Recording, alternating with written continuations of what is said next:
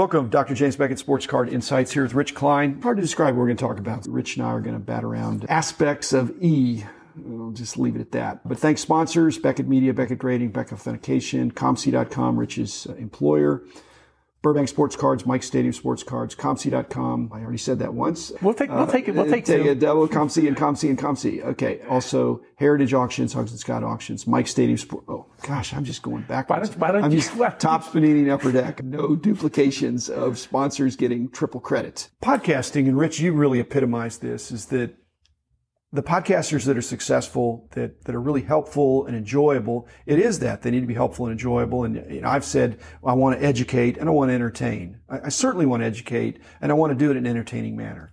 People that are entertaining, there ought to be some educational or some helpful content as well. And I think most podcasts and YouTubers that are successful are doing probably both. But if they're real strong in education, little less entertainment, or real strong in entertainment, little less on the content, they still have to develop a following. To have influence, you've got to have followers. I'll start by talking about somebody who's not necessarily as hobby popular, but I think if you pay attention, they do a really good job, which is Sports Card Radio. Once you get past some of their screaming and yelling and all that, they give you a lot of information. It's just that they do it sometimes over the top. But if you really pay attention, they're giving you a lot of information. So sometimes even the most extreme of the podcasts on that level they have a persona. Yes. Okay. And that persona that they're consistent with, they have a brand. It's a brand promise that they're not necessarily outrageous, but they're going to push the envelope. Some of the information that they give is their opinion, but they don't mince their words. In fact, they spice their words. Yes. So they're taking a position and they're starting a debate, sometimes with a person that's not on the air with them, but they state their position. And I've enjoyed a lot of those episodes because it's very provocative. Yes. Or evocative. We're going to do some and we're going to talk here. about evocative. So is that what we're talking about? Evocative. Yes. It gets you thinking. There's an emotional engagement of, hey, these guys are talking about serious stuff. They're really worked up, and it's twin brothers in one case there. And they're very into it. And emotional, for sure. But it's educational and entertaining. And they've helped other podcasters. Our friend Val said Val said that they were big influences on him. They were very early on in the podcast game, more than 10 years ago. Yeah. But they're evocative, and that's good. And they're also a bit emotional. Yeah. In a good way. In a good way for them. They talk about how they have their license to carry. Yeah. I wouldn't want to mess with them. If you disagree, not necessarily. But the other one is engagement. I guess you could be entertaining and educational, but not engaging. If you don't engage, if you're not drawing people in, if there's not a relational aspect that the listeners or the viewers feel that you're coming alongside them, I think you do an excellent job of that. Because at the shows, they're going to come up to you or me or any of these other podcasters and engage on a more personal level. Our mutual friend, Jeremy Lee, does a really good... He can do that online. He does that online. He does that with his video. He has video. Yeah. And he has guests, and he's very good at drawing them in. He draws them in. In fact, we're taping this tonight. He's doing somebody I actually knew from my Jersey days who's become very successful and had a very interesting life story and wants to go back and being a collector. And I'm going to tease him tonight again. Okay. That his favorite player growing up was Mookie Wilson. I said, you got to really go back to your roots and get some Mookie Wilson stuff too. In addition to the high level stuff he's now getting. He's a really sharp guy. He's probably about 50. Your friend? Yeah. Okay. Because I knew him when he was in high school. Mookie Prime. That was Mookie Prime. Yeah. Be 10, 12, whatever. But, 50. I know if I remember to do that, Jeremy will probably bring it into the air for fun. Okay. Let's talk about another E word that I think Jeremy epitomizes in a special way, in the sense that most podcasters who have long form episodes are not efficient. Oh, he's very efficient. And he's very efficient. And so many of the podcasts that I listen to, and they're enjoyable, they're entertaining, they're educational, but they're not efficient. So there's some good stuff in there, but over 2 hours, it's not all good stuff. Jeremy keeps it. He also plans the show before. He does homework. Yeah. He does homework. Yeah. That's part of the efficiency. That is part of the efficiency. He's prepared. I told him, I don't care, we'll wing it. But I know he'd much rather at least talk and at least say, what does he want to talk about? Yeah.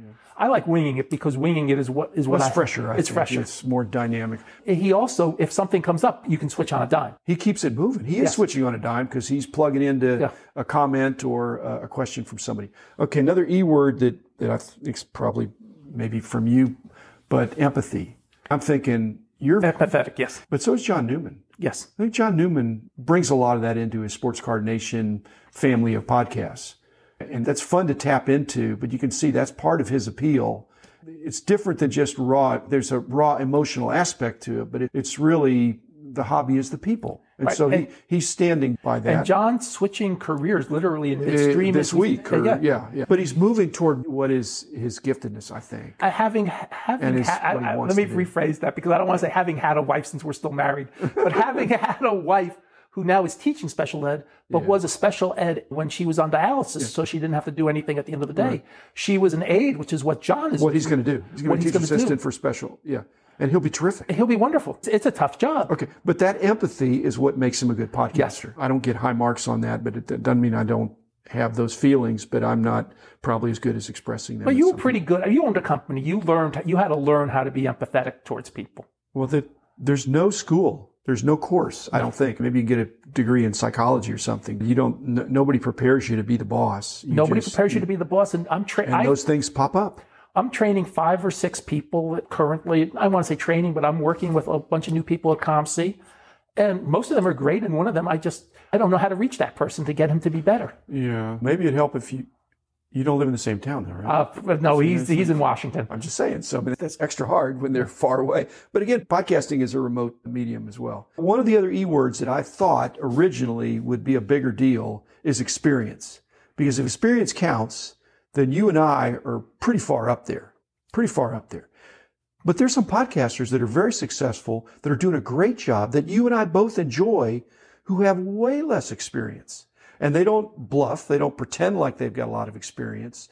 They have the joy of experiencing the hobby and sharing their story and not overselling that they've been in it since they were a little kid. They maybe collected, then they quit, and then they came back. But they have that sense of wonder. Do you think I'm overrating or underrating experience? Or it's just room for everybody? I think there's room for everybody. When you and I talk about a 62 top set, I collected a master. Well, you went back. Because I got high numbers from my brother collected for a short point. I actually had the high numbers to start and a few other cards. What a great brother. Yeah, he got high numbers and he got 63 Fleer and not much else. But I ended up with those cards. So I actually had the high numbers to start, which was cool. And a lot of them.